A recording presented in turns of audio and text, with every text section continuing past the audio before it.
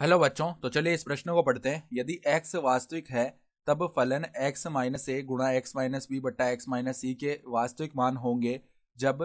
तो यहाँ पर देखो, मैं चारों विकल्पों में से सही विकल्प का चयन करना है, ठीक है।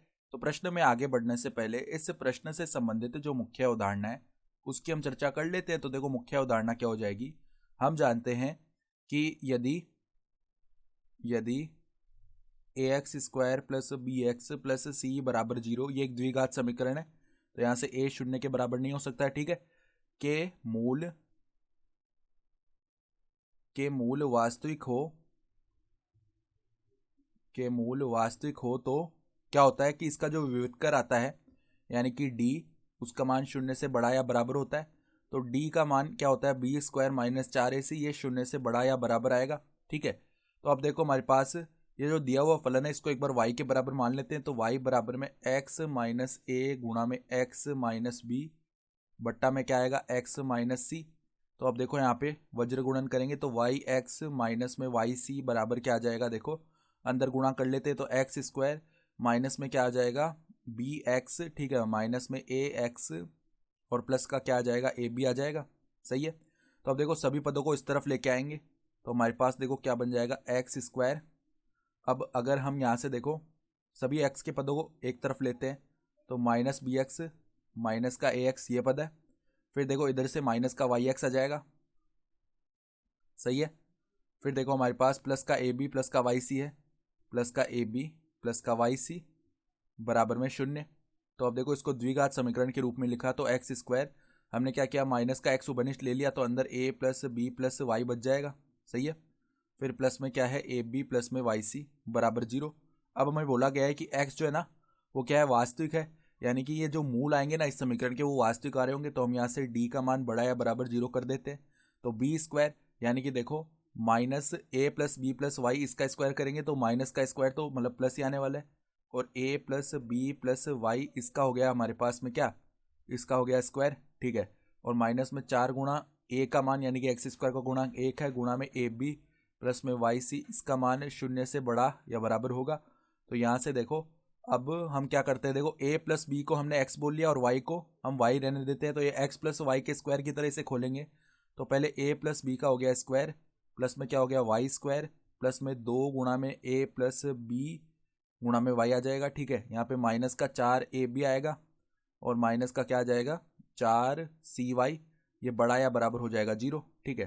तो अब देखो, वाई स्क्वायर को हमने पहले लिख दिया, प्लस में देखो इस वाले पद में से और इस पद में से हम अगर 2y को बेनिस्ट लेना तो हमारे पास देखो क्या बन जाएगा, अंदर a प्लस बी, और हमने 2y को बेनिस्ट लिया तो यहाँ पर माइनस में क्या बच गया, 2c बच गया, ठीक है।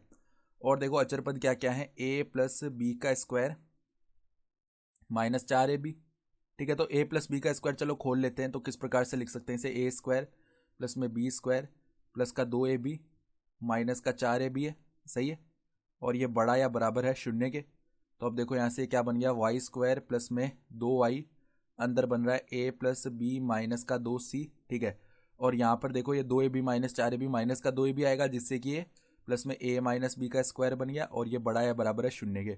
तो अब देखो, ये पूरा समीकरण जो है शून्य से बड़ा या बराबर है, यानी कि धनात्मक है या जीरो के बराबर है, ठीक है। तो जब भी इस प्रकार का द्विघात समीकरण धनात्मक होता है तो उसका जो विविधकर होता है ना, वो क्या होता है, ऋणात्मक आ रहा होता है। यानी कि डी का जो मान है ना, वो छोटा या बराबर है किसके, जीरो के, सही है। क्योंकि यहाँ पे बराबर का चिन्ह था तो बराबर भी ले लेते हैं हम विविधकर में, सही है। तो अब देखो यहाँ पे बी स्क्वायर, यहाँ पर ये वाई में द्विघात समीकरण है तो इसका विविधकर लिखेंगे। तो देखो बी स्क्वायर लिखना पड़ेगा, यानी वाई के गुणांक का स्क्वायर करना है। तो 4 गुणा में ए प्लस बी माइनस 2c, इसका स्क्वायर हो गया। माइनस में देखो 4 गुणा ए का मान है 1, गुणा में अचर पद ए माइनस बी का स्क्वायर, और ये छोटा या बराबर जीरो के, ठीक है। तो आप देखो यहाँ से इसको हम कैसे सरल करेंगे, आगे देखो इसको सरल करके लिखें। तो हमारे पास देखो 4 तो विभाजित हो गया, तो क्या आएगा, ए प्लस बी माइनस 2c, इसका स्क्वायर, सही है। फिर देखो यहाँ पर माइनस में क्या है, ए माइनस बी का स्क्वायर, सही है। और ये सदैव क्या है, छोटा है या बराबर है जीरो के, ठीक है। तो अब देखो यहाँ से x square minus y square वाली यहाँ पे सर्वसमीकरण लगाएंगे, ठीक है। तो पहले तो वो क्या होता है, एक्स प्लस वाई गुणा में एक्स माइनस वाई, तो a plus b minus 2c plus में क्या हो जाएगा, ए माइनस बी, ठीक है।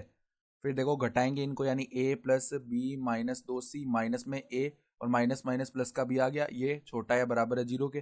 ठीक है, तो यहाँ पे देखो अब b से माइनस का b शून्य हो गया, और यहाँ पे a प्लस a क्या हो जाएगा 2a, 2 को हमने बाहर ले लिया तो a माइनस c बच गया। ठीक है, फिर यहाँ पर a माइनस a शून्य हो गया, और b प्लस b 2 भी हो गया, 2 को हमने यहाँ से भी बाहर निकाल लिया। ठीक है, तो अंदर क्या बच जाएगा हमारे पास b माइनस सी, और ये छोटा या बराबर है 0 के।